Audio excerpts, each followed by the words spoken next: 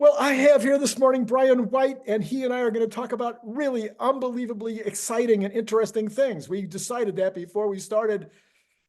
Could somebody please give us an idea what that? Oh, yeah, I have a whole list of things here, Brian. Uh-oh.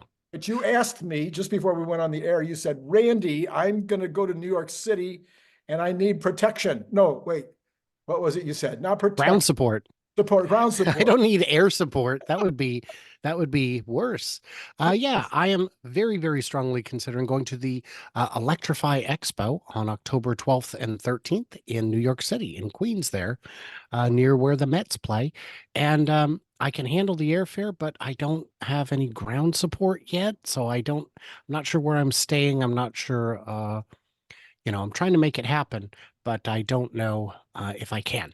So if anybody out there is in Queens or, close enough to get me there, let me know if you'd like to see me, if you'd like to hang out and visit or anything like that. It would be a tipping point, and I would love to be tipped. Will it work if they don't want to hang out, but they have a room? Yes, that would. I mean, I'm a fan of the I don't want anything to do idea. with you. Yeah, I like the idea, but I don't know about Brian. Yeah, I get that from my family all the time. Yes, there you go. Well, listen, there are good things happening in the world. I always like to bring the good news. And right now, Tesla stock is trading above 220. And that is supposed to be a technical barrier, 220, upon which crossing, some technicalists think that it's not that hard to get to 270. Randy has famously said it will be at 265 by 1010. And does any of this matter to you at all? And what do you think? I love that the market, as algorithm driven as it is still human driven. There are these hard cutoffs. When it gets around 200 on the nose, it'll bump up against 200 constantly because people have sell orders at 200 on the dot. Hey, guys, you can put the sell order in at 199.50 and be ahead of the curve, but no, humans be doing human things. So it's crazy. And I think that there's a lot of possibility for buy the rumor leading up to 1010. And we've seen a lot of rumors about what 1010 will be. But I just like that it's already got a rating 10 out of 10 is how it reads to me. Yes, well, okay. All right, so that's the stock price situation. I think it's going to go to 265. I think it's wonderful that it's over 220 today. I think people that bought a couple of weeks ago at 189 or something probably are, skipping down the lane right now and saying that they were smart. I know there's a couple of people on X who say those kinds of things. And I would add to that, my philosophy is just buy and hold. I'm not going to try and time the market. I'm not faster. I'm not smarter than the analysts. I'm not quicker than the algorithms. But if you bought at 199, I could see why you would sell at 220, jump out, wait and see where the dust settles. I could see someone being quite pleased with a 10% gain in a week. So that'd be, yeah, I get it. I get it. It's not for me. Yes, I'm actually smarter than the street, as smarter than the algorithms, and I proved that one year when I decided to day trade. And yeah, I made a huge pile of money. But then the doctors came and took me into the hospital and worked on my heart for about 8 hours. Okay, so. Well, and that's it. Yeah, that's it. You can also make incredible money by putting in 80, 90 hours a week at an hourly job. It's not good for you. Or you can put in 60 hours a week at a great job like this and make no money. I mean, there's all these options, Brian. There's all these options. It hurts a little. It hurts a little to hear you say that, but it is true. Right. So you commented on X the other day that your FSD experience currently is rather phenomenal. I saw somebody smart and famous, I think it was Kat, who was starting to, it might have been not Kat, it might have been somebody else, who was the other day saying, well, maybe it's finally coming along. And then whoever this was said, well, I don't think it's that much better than 12.6 or 12.3.6. Yeah. Mm-hmm. Yeah. And I'm like, well, I haven't driven the new one yet, but I know from what you and others are saying that it's a lot better in the 12.5 range. How are you feeling about it right now? this morning I posted that I had my first disengagement in about a week. In a Um, week. a- in a week. And like yesterday, I wanted to go to the grocery store and I decided to go to a grocery store in another state instead. Yeah, I drove like 8 miles, Randy, to get to another state. Uh, but it's weird roads. It's across some very strange divided roads. It's over a narrow, long, tall bridge, and through a little town. And I had one disengagement because on the way back, I got to a left-hand turn light and the light would not turn. I waited through Uh, 3 cycles before I gave up. And what I definitely did when I disengaged was backed up and went straight instead and didn't run the light, Randy. That's not something I would do. I see. Well, I think everybody listening right now has had a light that was broken and then Yeah. had to make some kind of decision. So this is not exactly, and they have probably sat through at least 2 or 3 changes before they finally made a decision to run the light or not. Yeah. But I will say that it's still, if I were to use it on the intersection that has a no right on red, I would have to disengage every single time unless a car is in front of me blocking me, because it will absolutely try and run that light Uh, because it can't read, Randy. It's not good at reading. but it Um, should be able to turn that into an image that it understands as an image that is, don't turn right on red. I don't know. it's a known issue. It's Yeah, something I'm confident they will absolutely be I'm sure. working on. Yeah, So yeah. yeah, I'm not concerned. I'm just annoyed. Yes, yes, yes. All Now, right. now to that poster's point, if they're on 12.5 and they think it works just like 12.3.6, that is possible depending where you live. Um, When I got 12.3.6, I know there were a lot of places that worked very, very well, and it didn't work where I lived. So it could be that the map of near perfection is still expanding, yeah. but we'll see. All right. So between now and 10:10, you've got the FOMO, which we just talked about a minute ago, but I'm specifically talking about with regard to FSD. So do you think between now and 10:10, I mean, do you think we'll have what do you call it, feature complete before 10:10? No, No. Okay. no, no, no, because even if they have it ready internally, I think there's way too much validation to be done by 1010. Hmm. Um, I think, we don't have reversed yet. We don't even have actually smart summon. We don't, it doesn't recognize emergency lights. There's too many little gaps, and those little gaps I suspect are missing because they're actually quite large. So you think ASS and reverse and K turns and things like that, you don't think these will be available before 10:10? They may be, but I Oh, don't think that's enough to get you a feature complete. oh, okay. What do you think would be, what do you think Well, is I thought you not, meant like level not level 4. 4? No, I'm talking Oh, about okay. feature complete, feature complete. Well, what does that mean? Oh, okay. To me, So it means, could we get smart summon? Yes. Could we get reverse and K turns, J turns? Sure. Could we get because we need those. We yeah. need those. In California, I kept pointing it down a dead end on purpose to see what it would do, knowing that there was no cul-de-sac wide enough to turn, and it did not perform well. Um, if those things are what's missing, then I'd say, sure. Yeah, we could get those. All right. And do you think we will have a significantly better print in terms of how many safety problems, et cetera? I mean, do you think there will be a 12.6 or a 13 or something that will take us up another level before 10:10? The trick is the release notes for 12.5.1, I think, say Cybertruck support. Oh, And I don't think they want to move past that version until uh, they switch it on for Cybertruck. But three that could and be yeah, any and my day. car.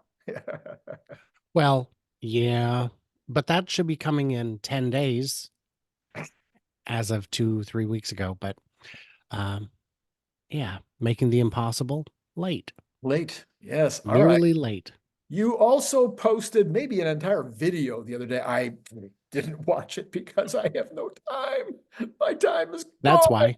And the Yeah. football season is coming, and I don't know how I'm going to watch any football games if I spend all of my time on Tesla. Anyway, you did post a video on used car prices, Mhm. which I assume is also somehow tied to the the overall car market. What did I say? I The did, Lauren and Bacall market. Yep. yeah, and I did briefly skim an article this morning that was talking about how used car prices, including electric cars and especially Tesla, are down 29% or something from last year. But I don't trust any of that. I trust you. What do you think? Well, I have dug into it. There's a lot of context missing. First, they're saying, wow, car prices are down 50%. But what they're not saying is, and there's bargains to be had. It's one or the other, which is it. They're looking at the MSRP that people paid and comparing it to the MSRP of ICE cars, which people did not pay. So they're taking the lowest imaginable figure from ICE cars and comparing it to the actual sticker price rather than real price to real price. And then for the used value, they're just using trade-in value. Hmm, That's the wholesale price, guys. That's not the actual value. You can go out and sell it yourself. It's just right. kind of a pain, and a lot of people don't want to do that. So fine.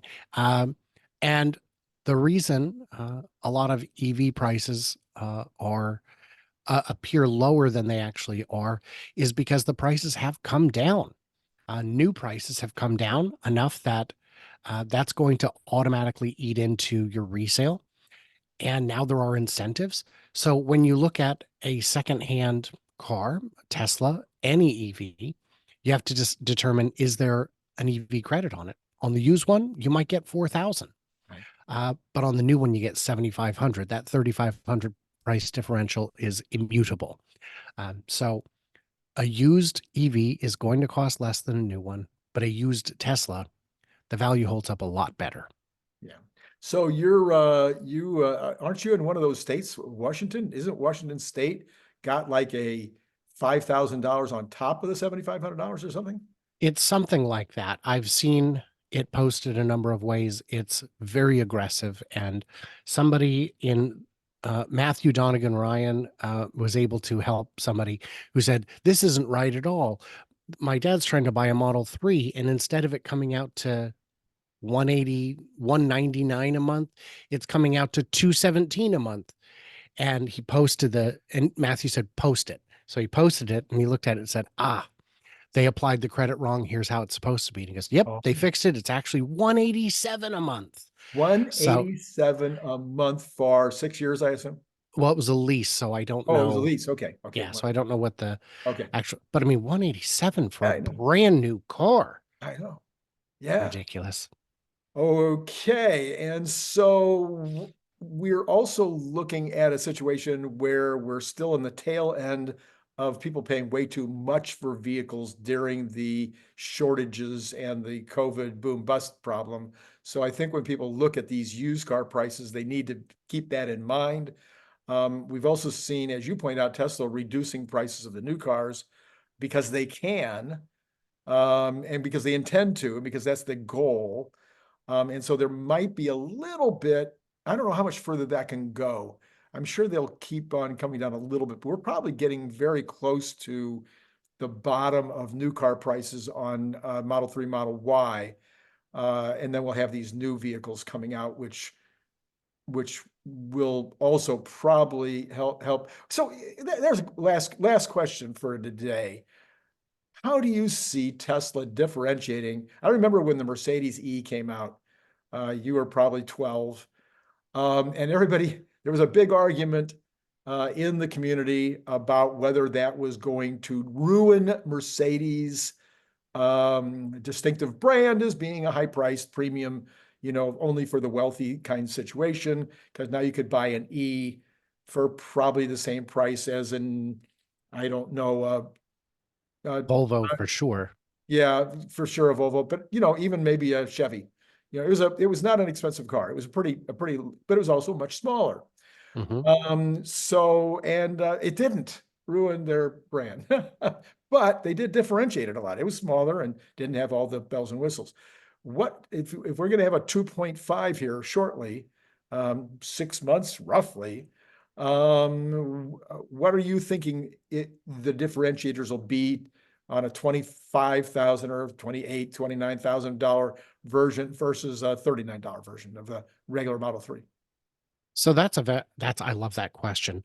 The 190E, which I had, an 88 190E, to me felt like a luxury car because I didn't know which bells and whistles were missing, and it was so much better than any other car I'd ever had. So if you just chop the trunk off a Model 3 and make it more of like a hatch, an A-Class or a BMW 2 Series, I think, would be the kind of vehicle. Visually, it's already a different car.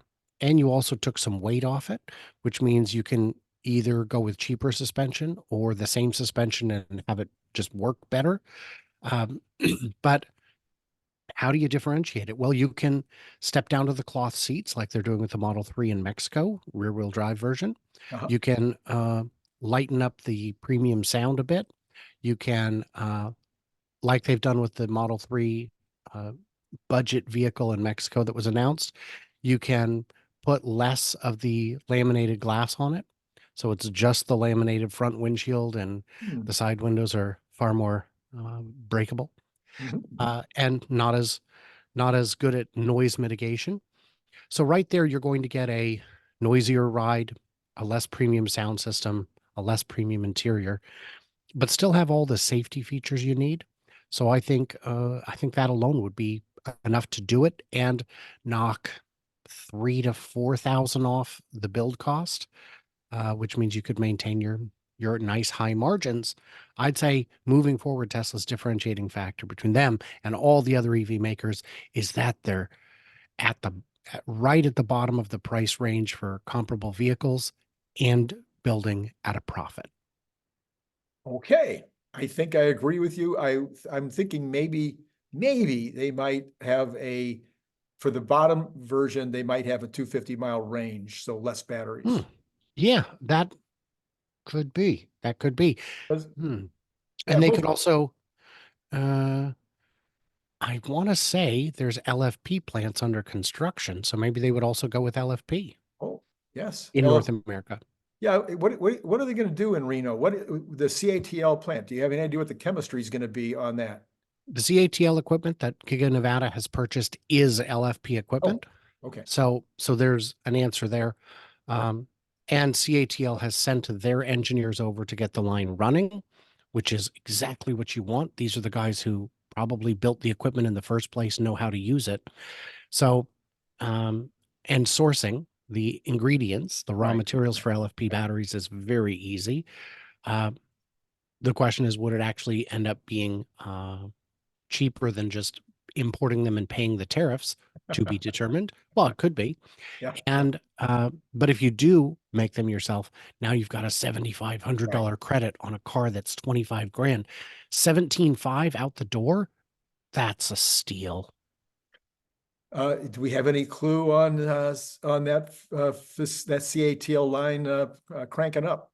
I have not heard anything. Not a thing. Not a drip, huh? My source in Reno is no longer at the factory. Yes. All right. Well, I think that covers it for me today, unless you have something you're passionate about that I didn't cover.